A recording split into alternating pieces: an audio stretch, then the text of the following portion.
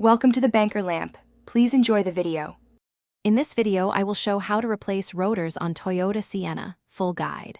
Start by ensuring the vehicle is secure and the parking brake is engaged, then jack up a corner and support it with jack stands.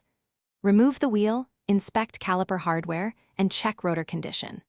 Keep a clean workspace, lay out removed parts in order, and have new rotors and pads ready before you begin the swap.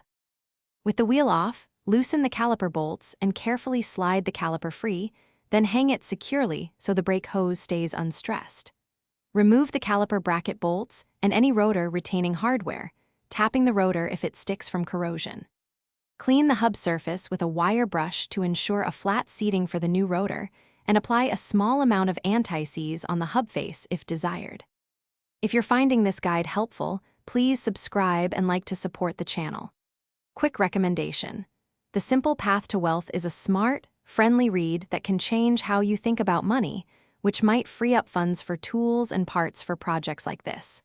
Check the description for the link and other deals, and if you grab it, you might thank yourself later. Now let's get back to the video.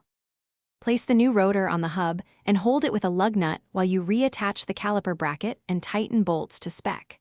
Compress the caliper piston using a suitable tool if necessary, fit fresh brake pads, and slide the caliper back into place. Reinstall the wheel, lower the vehicle, and torque lug nuts in a star pattern. Always pump the brake pedal to restore pressure before driving. Thanks for watching. If this was helpful, leave a like and consider subscribing. See you next time.